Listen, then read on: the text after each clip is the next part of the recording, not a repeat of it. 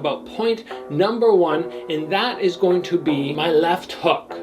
I think this is something that makes me exceptional. It's something that I'm able to throw and do a lot of damage with. Now, was this pre-planned? Did one of my coaches go, okay, you're gonna throw this left hook and it's gonna be great for you? Or did I stumble on it? That's something worth thinking about because it will help you guys find your own favorite technique. And the answer is I stumbled on it. It wasn't something that my coaches said, oh, you need to really work this. I just started throwing the body shot and it started landing.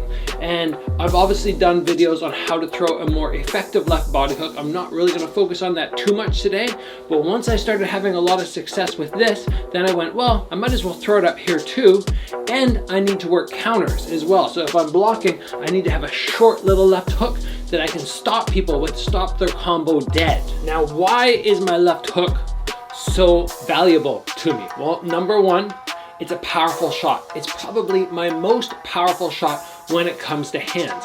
But number 2, it's the confidence I have behind it. And that is a big, massive factor in what will become your favorite technique. It's the confidence that you feel when you throw it. Why do I feel so confident? Well, I already know, like I said, that I have good power in it. It's just a technique that clicks for me. And one of the reasons it clicks for me is I can throw it at multiple distances. I can be right in tight here, or I can throw it super long. And being able to throw at multiple distances is very important for techniques because we don't want to be stuck at one distance and only go, okay, it's right here, so this has to be the left hook. No. Ground kicks can be tight. They can be long. And you have to have that ability to switch distances. So let's just talk quickly about how I developed it, and then we'll move on to our next point. Basically, I had a fighter that I looked up to who would jump in and go 1, 2, 3. And I wanted to get very good at doing the same thing, landing the body shot. And what I had to do was take some punches to the head as I would step in, make mistakes, throw the body hook, get tagged. But then bit by bit, I would go, oh, that landed. Oh, it landed again. Oh, now I'm almost landing 9 out of 10 times and not taking any punches back. And it was a commitment of mine to make sure I could actually make this work. So what I do is I step in, I get my head off the center line. The jab comes, the cross follows right after. Those are distraction techniques. And then a long body hook. On the long body hook, curl the wrist so you're still landing with the knuckles, top of the hand there, and then I have this length so that I don't have to go 1, 2 and step in. I just go 1, 2, 3, and the pace is fast, and it's hard for people to get their hands from guarding up to dropping down. And that was one of the big factors where I learned that this punch is gonna work very well for me. Next, let's move into number 2, point number 2, and we are gonna talk about my balance. If you've watched my fights, you know it's very rare for me to get thrown down. And even more so, it's very rare to see me out of position. And this comes from playing around with many different footwork styles. So I had the old school karate thing where we'd bounce back and forth, I'd be facing that way. And then I transitioned to a longer square stance, but again, very bouncy. And then I've played around with staying nice and low, and then I've done the Thai style thing. And playing around with all the different styles of footwork, plus drilling balance a lot throughout the years of karate and kickboxing has just helped me become exceptional at maintaining that balance and never going down. If you want to increase your balance, simple things you can do are just elevate a leg. If you go, okay, I could stand here for probably half an hour without falling because I feel so stable, then you can do things like, okay, maybe I'm gonna close my eyes.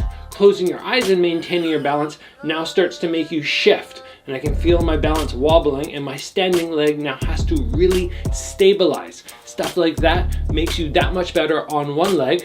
But the big thing about balance is making sure you maintain your stance. And very often when I work with people, I'll say, move to your left, and they'll move their right foot first. Now they're out of position. Their feet are in line. That is terrible.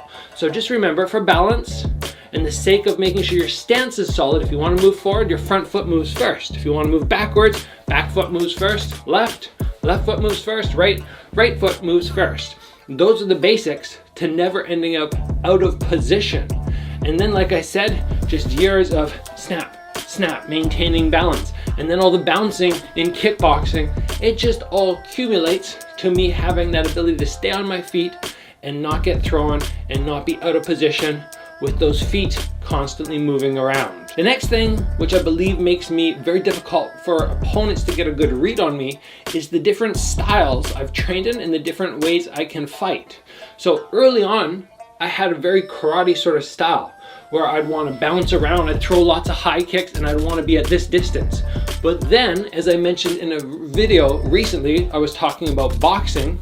My dad took me into the boxing gym and went, we need to develop your hands. And then as my hands developed, I went, okay, instead of wanting to fight way out here, I actually prefer to get in here and get that sort of dirty, in tight boxing. And this makes it very difficult for opponents because they don't know, is Gabriel gonna come and fight here? Or is he gonna be way back here using range? Or is he even gonna be further back throwing some fancy kicks? I mean, I might bust out a spinning hook kick. I might throw a spinning side kick.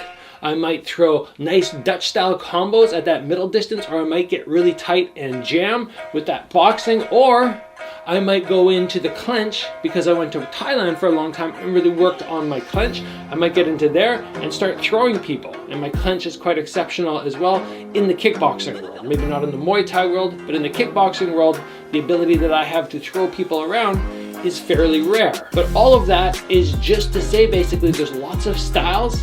It makes it very difficult for somebody to get a read on me because I'm not coming with one fight style, I'm coming with 3 or 4. And the unpredictability and the difficulty to train for all of that, I think is something that gives me an advantage. If this is something that you are looking to utilize, or you want to be a little bit more unpredictable for your opponents, don't restrict yourself to thinking, oh, I'm a kickboxer and that's all I do, so I'm not gonna learn clinch. Or I'm a Muay Thai fighter, I'm really good at clinch and elbows and all the hard striking, but I'm not going to bother with spinning techniques because they're a waste of time. No, you want to make sure that you're using all the different aspects of all the different striking sports, especially boxing, to make sure that you're dangerous at all distances and in all situations. The next thing that I believe makes me exceptional in the ring is my cardio. And this is not a God-given thing, like I just wake up and I have great cardio. First couple fights I had, I got in the ring and I'm not kidding you, I went, I'm never doing that again. That was so tiring. I felt so sick when I got out because my cardio was not great because I did not push myself hard enough outside the gym. I trained very hard in the gym, but I did not do my road work. I did not do my cross training. Since I've started doing that, I've been able to push my cardio further and further. I already have multiple videos on the cardio routines that I like to utilize. You can follow along with those. And just remember, as my buddy likes to say to me, he's told me this for years, cardio is king. That is a truth. It does not mean that the fighter with the best cardio is going to win, but it does mean that if you do not have the good cardio, you will not be able to perform with everything else that you should be fantastic at. So maybe like we already said, I'm good at variety. I'm good at moving in tight, moving out, throwing the spinning techniques. That takes a lot of energy, especially the balance that we talked about, the moving around with the footwork. If I don't have good cardio, I can't execute anything else I'm good at. So the cardio is something you need so you can perform in all the other aspects that are your strengths. And finally, I want to talk about something that plays into my cardio a little bit, and that is defense. My defense is very good. And that doesn't mean I never get hit, but it means if you go through my fights and you count the number of times I've been knocked down, or the number of times you see my head get snapped up, it's very few. It's like I can count it on one hand. And that is not a mistake. That is not something that just happened. That is training and training and training the defense to make sure that it's almost as focused as my offense. Now, as I already mentioned, in terms of cardio, defense is very important because if we put 100% or 80% output when we're here, and then when we're out here bouncing, we're going maybe 10% effort, we don't want the defense to be like 50, 60% effort, because that means we could get very tired very quickly. If we can make our defense kind of like 20, 30% effort, then it's recovery time for us instead of energy exertion. I have talked about defense loads on this channel and how you should back up close to a wall or against the ring ropes and have somebody take 3 minutes and just throw at you. And you just work your defense, your catching, whatever you like for blocking and dealing with punches and kicks. You focus on that and you just let your defense become the priority. I truly believe that that is something that allows me to be exceptional in the ring. The fact that I don't have loads of openings and I don't get hit and hit and hit over and over and over, and the big shots very rarely land on me. And I have made a few mistakes where they hit me, and I'm very upset about that, because the defense, as I said, is something that I'm very proud of and I've put a lot of emphasis on. Now, something I like to do when I have certain strengths is try to make sure I combine them together. Maybe not all 5 of them in training, but I'll take multiple aspects of what I'm really good at and incorporate them together to make my brain work harder and challenge myself a little bit more. So, for example, we talked about cardio, we talked about balance. We can take those 2 aspects and incorporate them together in training, because you might find that balance like this is very easy for you. Even if you close your eyes, it's very easy. I guarantee you this will become much harder and much more challenging if you run up a 400-meter slope, hill sprints. You do a 400-meter run, and then you get to the top and you close your eyes and you balance. Or you get to the top and you start working on your bouncing around footwork. That is much more difficult.